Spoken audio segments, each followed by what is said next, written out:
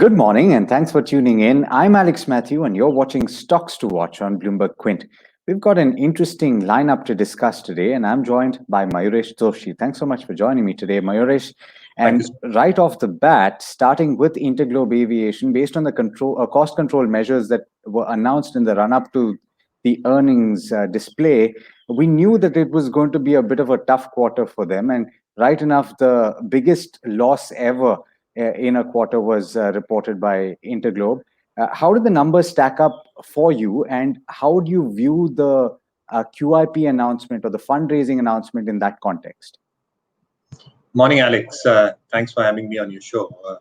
So yes, I think if you look at the overall context in terms of how the numbers have played out amidst the lockdown and the slow and steady recovery in terms of flights starting off domestically, I think the yields that Indigo posted around 4.2, 4.3, obviously because of the fare bans imposed by the Ministry of Civil Aviation, I think that did aid a lot of the yield improvement that we've probably seen.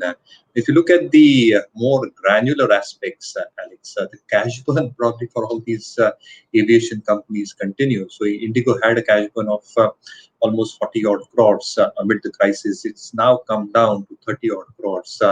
And again, the measures taken in terms of employee cards, the leave extensions that they've probably taken, and other initiatives including leasing and so on and so forth. What happens also in terms of the planes under operation, the A320neos, 274 odd planes under operation in terms of the fleet capacity that they've got. But what happens in terms of the entire usage and how utilization levels, specifically in terms of load factors, stack up, are going to be extremely critical going forward. If you look at the available per seat kilometers, they are expected to come back very, very slowly. And even at this point of time, considering the pre-COVID levels, you're still looking at a 40 to 50% kind of level that can come through. So therefore, I think it's going to be a very, very slow and gradual recovery. The measures adopted to reduce the cash burn probably there on the books at this point of time. The liquidity is pretty reasonable even at this point of time. So I think the additional liquidity that they are probably targeting, I think that might be some kind of a stack up in terms of shoring up balance sheet strength. But the cash that they probably got on their books in excess of 18,000 crores, I think that can be a savior in times like these. You also have to have one more context very quickly. I think what has happened with SpiceJet in terms of the negative net worth reported at 1550 odd crores, they've got far lesser aircraft at this point of time. And both these carriers are now looking at cargo, which is a highly lucrative segment, specifically in pandemic conditions like this. So Indigo has converted 10 aircrafts into that. And maybe this is one line that they'll probably also look at to optimize both costs and also augment their revenues. So yeah, I think measures taken up to probably strengthen balance sheets, but the pain structurally might still continue for the next few quarters for aviation companies.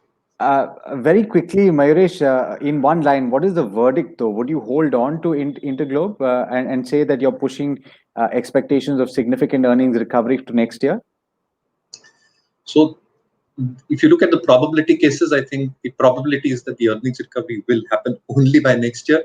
And they stack up comparatively better to its other listed peers, SpiceJet. So in that sense, with the cash on their books, relatively better to its peer, expectations of competition gains over its competitor, considering the weaker balance sheet that its competitor has. And the third element in terms of some improvement over next year's numbers, I think that can be some premise if investors are still holding on to this.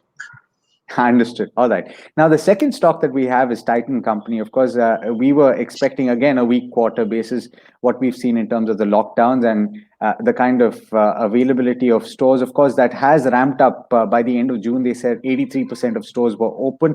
And the management commentary was positive for the jewelry segment, Mayuresh, in that they're saying that they have market share gains and various other statements that were positively interpreted. But how would you rate the numbers, and what is your expectation going forward as to what is key to watch for Titan? So very quickly, Alex, I think the numbers were expected to be very, very soft because the lockdown pressures apparently played out in terms of stores being closed, very, very gradual reopening of stores in the month of May. And that's what was largely expected, both from the jewelry and the watches business as well. But what the commentary said, post the numbers, is that July saw some element in terms of pickup of sales as store openings have now got normalized. What they're also seeing in terms of the pre-wedding buying that is expected to come through in the second half, and that buying has already started happening gradually for Titan. And they are gaining market share gains, specifically from the unorganized players. So clearly putting, I think the structural story still remains on track in terms of how the gold demand will play out, albeit with the prices that we probably see will be a dampener. But a large element in terms of the recoup, in terms of the high value studded sales, which has come down to 18%, a very, very healthy balance sheet at this point of time. And again, I think they're only 10%, Alex, of the overall jewelry market. So I think there is huge amount of gains that can be done. So I think structurally the story remains very, very positive.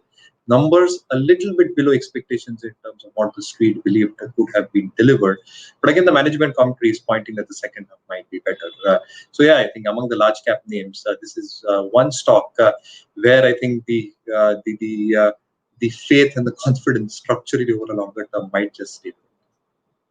That's the verdict on Titan. The last company, of course, is a major name in the banking space, ICICI Bank, joining some of its peers, Mayuresh, in raising funds. So the QIP announcement that came in yesterday, kind of par for the course, right? But more importantly, the reason why they're raising the funds, should an investor now anticipate that there will be a deterioration, a significant deterioration going forward in asset quality? Is that something that you're looking forward to?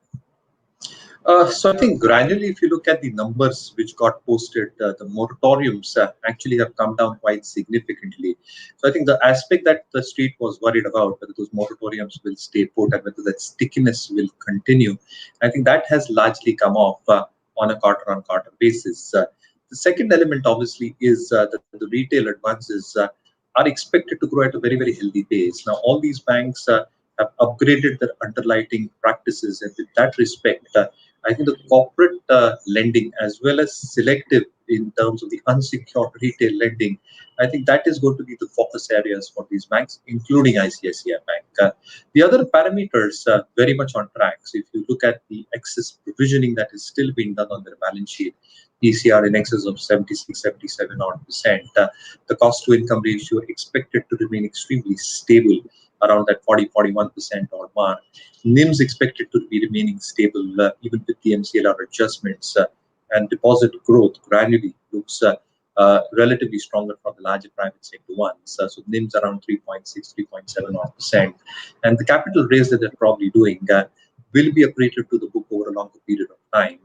In the case of Titan, as they are making significant gains into the unorganized space, there might be market share gains that these larger private sector banks can very well do in periods like this and even post-pandemic. So yeah, I think ROEs have been stifled to a certain extent because of the pre-COVID conditions of the general economic slowdown. But I think they should bounce back pretty sharply as the economy recoups over the next few quarters. So it should be value accretive, this capital raise. So I see no issues related to the long-term structural story of ICICI. Very quickly, Mayuresh, so I would think that's a positive comment for you for ICICI Bank. But very quickly, the Hexaware technology, and this is over and above the three stocks that we've discussed today, the delisting announcement, or rather the resolution to voluntarily delist has gotten approval from shareholders. Is that a positive for you, or what are you watching for? No, so yeah, I think what has happened, and it has been passed by the shareholders. So I think I've not seen the granularity very strictly, Alex, but I will get back to you. Fair enough. Understood. Thanks so much, Mayuresh, for joining us on this leg of Stocks to Watch. It's been a pleasure as always. Thank you so much. And to you, dear viewers, I hope that this conversation helped you out. Do stay tuned. There's a lot more coming up in just a bit.